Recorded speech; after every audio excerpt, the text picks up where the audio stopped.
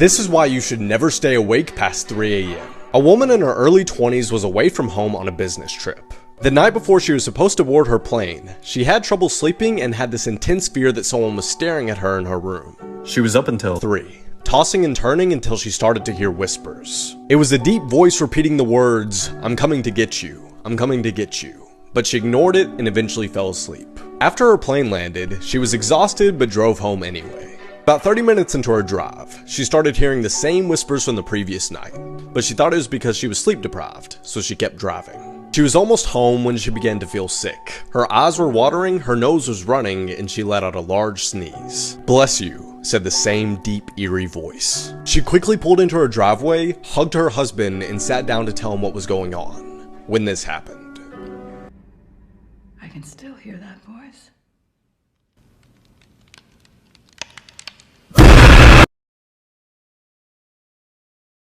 If this creature knocks on your door on Halloween, make sure you give it candy. 2 years ago, all the inhabitants of a small town went missing except for a young girl named Tara. When police asked her where everyone went, she told them that there was some type of monster with large horns that went door to door asking for candy, but that her town had stopped giving out candy on Halloween. She watched as each time a family didn't fill up the creature's pillowcase with candy, it dragged them into the river behind the town. Tara later said that she was the only one who survived because she had a small Snickers bar her teacher had given her, and she offered it to the creature, who nodded, patted her on the head, and went back to the river without her.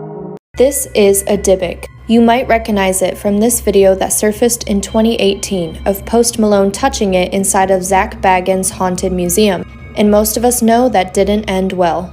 But what is a Dybbuk, and why is it considered the most haunted item in the world?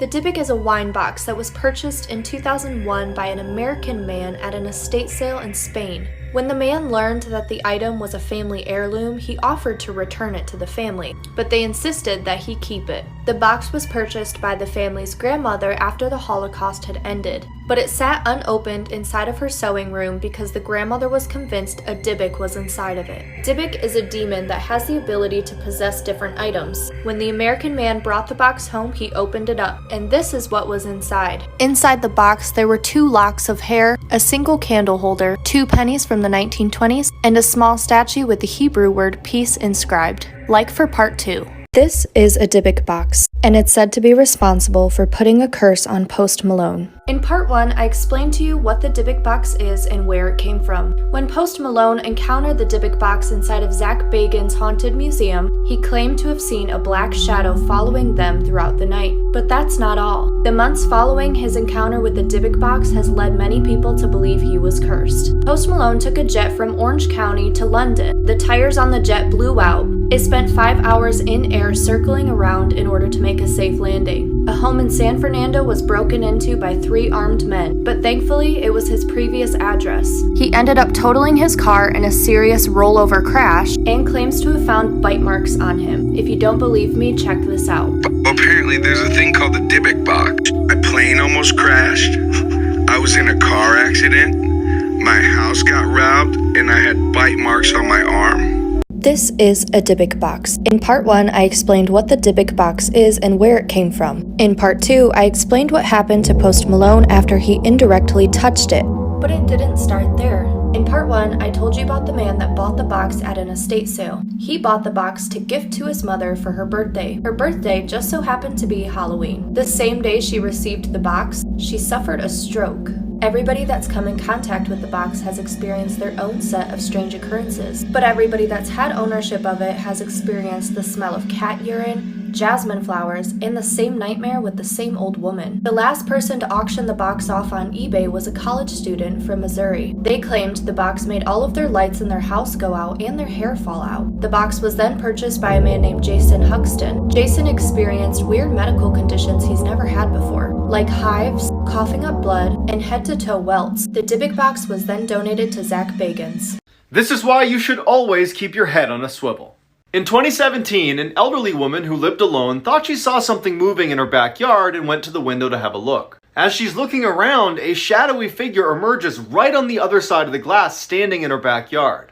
Terrified, she keeps an eye on the figure while calling police, but by the time she hangs up, the figure's gone. When the police arrive, her front door is unlocked, so they go inside and they find her still sitting in front of the window looking for this figure. The police search the backyard, but they don't find anything. When the police go back inside to search the house, they quickly find some large footprints that couldn't have been hers in the room that she was sitting in and all around the first floor.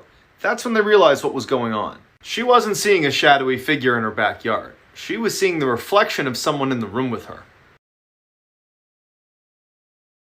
This old lady killed so many people. Baba Anushka, she loved chemistry. And when her husband died, she was like, I'm gonna make the house into a laboratory and sell potions. So a bunch of girls came to her and they were like, we don't want our husbands to go to war. And she was like, I can make them really, really sick so they don't have to. And they were like, yeah, do that. So she started getting really, really popular. But then all the girls were like, we actually don't like our husbands. Can you do a little more? And Baba Anushka was like, yeah, I can kill them. So then all the girls were like, oh, we like this. So Baba Anushka made these deadly potions, gave them to the girls gave them to their abusive husbands, and they were dead in like 8 days. And Baba Anushka would do this thing where she'd ask the girls, how heavy is the problem? Which was code for, how heavy is your husband? Because I gotta make sure I put enough in it, mama. She was so successful that she hired a sales agent to go into town and like sniff out people with marital problems. But this one girl fucked it all up. After she killed her shitty husband, she used another potion to kill her new husband's rich uncle. And the police were like, can you explain this? And she was like, it was Baba Anushka. Baba Anushka was like, are you fucking kidding me? But she ended up getting out of jail and then living to 100. Japanese mythical beings you never knew existed. Hanako-san is a young girl who haunts school bathrooms. Some say if you go to the 3rd floor bathroom of a school, go to the 3rd stall and knock 3 times, ask Hanako-san, are you there? A girl with a bobbed haircut and a red dress will answer, yes, I am. The ghostly, bloody hand of Hanako-san will then reach out and grab you and pull you down into the toilet. Some say you'll go straight to hell. Different sources have different reasons as to why she's there. Some sources say she was killed in an air raid during World War II while playing hide and seek. Some say she committed suicide. And some say she was killed by a parent or a stranger in that bathroom. Hanako-san made her first appearance in film in the 1995 movie Toire no Hanako-san and has appeared in various series and films since then. That's all for today. See you next time. Bye! Japanese mythical beings you never knew existed. You've heard of Slender Man, but have you heard of the Japanese urban legend Hachishaku-sama? Hachishaku-sama is a being that appears as a woman with a long white dress, long black hair, and a straw hat. You'll know she's near when you hear po, po, po in a very low male voice. She preys on young children. I couldn't find any sources that say what exactly she does when she abducts the young children, but they are never seen again. To escape Hachisaku-sama, you must leave the place you saw her and never return again. If that's not possible, there is a ritual you can do to escape, so if you want to hear about that, like this video and let me know in the comments. That's all for today. See you next time. Bye! Hachisaku-sama is an 8-foot-tall woman who abducts people and they disappear forever. Here's the ritual you must do to survive her. This was taken from the only known survivor. First, lock yourself in a room. Ofuda are protective talisman. Grasp one in your hand and never let go, and cover the windows with them too. Put small bowls of salt in all 4 corners of the room and place a small Buddha on top of a wooden box in the middle of the room. You must not, under any circumstances, leave that room from sunset to sunrise. During that time, you'll hear tapping on the windows, Hachisaku-sama calling, and Hachisaku-sama trying to trick you to open the door by imitating your family member. You'll know she's near when the bowls of salt turn completely black. Come morning, get into a car, preferably with 9 men and a priestess who can pray over you, with the ofuda still in your hand, and look down the whole ride into the airport. You'll hear tapping on the windows and Hachisaku calling, but do not look up. After that, the survivor left Japan, and he never returned. Scariest urban legends. This one is Tek Tek. It is a Japanese urban legend. It's an urban legend about a girl who fell under a train and was cut in half. Now she is a vengeful spirit who moves using her hands and elbows, and she makes the sound Tek Tek. If you hear that sound, just run for your life. It is said that she cuts her victims in half so they look like her, and probably they become the same vengeful spirits like her. What would you do if you heard that sound? The urban legend of the popular movie Totoro by Ghibli Studios.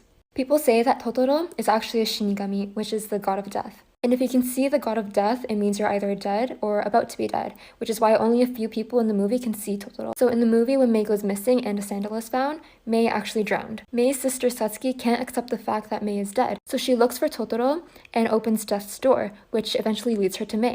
So when she does this, she basically gives up her life. Together, they visit their mother in the hospital. And so the reason why that their mother can see them is because she's also ill and close to death. Also take note that Mei and Satsuki both don't have shadows at the end of the movie, and only dead people don't have shadows. A lot of people say that this movie is based off of the Sayama incident in 1963. Ghibli confirmed this to be false, but it's still a really popular urban legend. The legend of La Sayona originated in Venezuela and tells the tale of a vengeful spirit who appears to men who have affairs. One night, a man who was obsessed with her lied to her and told her that her husband was having an affair with her own mother. Blind with anger, she burned down the house with her husband and baby inside and ran to her mother's house immediately after. She attacked her, and as her mother bled to death, she cursed her, telling her that she would now have to avenge women by killing their unfaithful husbands.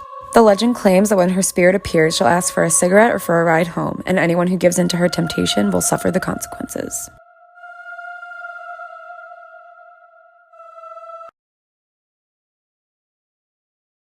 La Planchada is a Mexican ghost story of a nurse who is often seen in hospitals. The story takes place in the 1930s and tells the tale of a nurse who took great pride in her job and always made sure her uniform was clean, crisp, and perfectly ironed. She ended up falling in love with one of the doctors at the hospital, and they were shortly engaged. The doctor left town to attend a medical seminar, and weeks went by where she did not hear from him.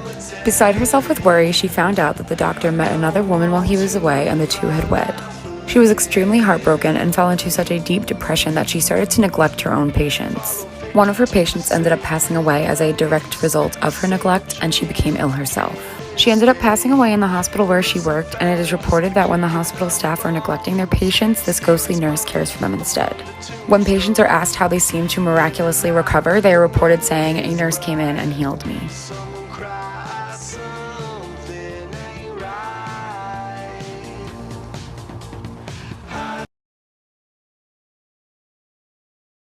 Urban legends that will haunt you. The dead boyfriend. A girl and her boyfriend were making out in his car in the middle of the woods so that way no one could see them. When they were done, the boy got out to go pee while the girl safely waited in the car. After waiting for 5 minutes, the girl got out of her car to go search for her boyfriend, but then she saw a shadow and returned to the car. Once back in the car, she started to hear a very faint squeak, squeak, squeak. This continued for a few more seconds until she got so scared she had to drive off. She hits the gas as hard as she could, but the car doesn't go anywhere because there's a rope tied from the bumper to a tree. She slams on the gas again, but then hears a loud scream. She gets out of the car and realizes that her boyfriend is hanging from the tree.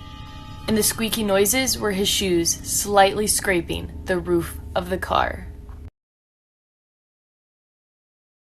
The Banshee is a female spirit in Irish folklore whose bone-chilling scream is said to be an omen of death. If you hear her shrieks, it is said that a member of your family will pass away soon.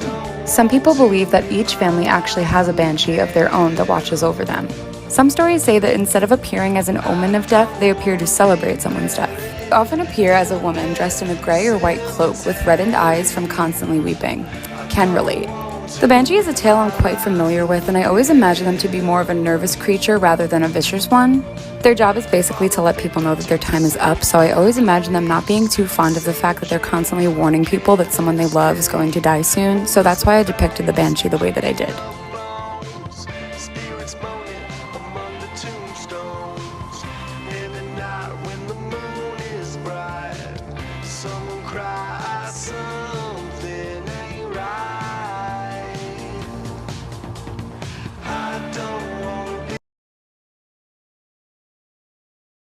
The myth of the Lady in Red is common throughout Northern Europe, Canada, and the US. She is described as a sex worker in life and always dressed in her favorite color, scarlet red. The stories vary on whether she was killed by a jealous lover or a lover's partner, and sometimes she is depicted holding a knife, indicating that she took her own life. The spirit of the Lady in Red wanders through hotel rooms, whispering in hotel guests' ears as they sleep, and reportedly leaves pearls on their nightstands from the necklace that broke when she was killed.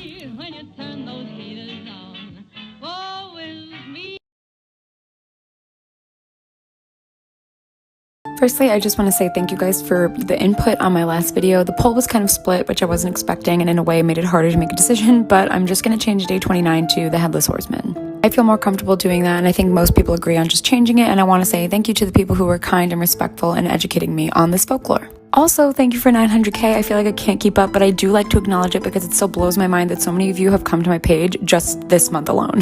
So let's get on to the legend of the black-eyed children. This one's really popular. You've probably heard it before. They are said to be paranormal creatures that resemble children between the ages of 6 to 16, their most distinct feature always being their pitch black eyes. They're often seen hitchhiking or on the doorsteps of residential homes, and legend has it that if they do appear on your doorstep, they will be very persistent on entering your home. It is extremely important that you do not let them in because it's said if you do, horrible things will happen to you.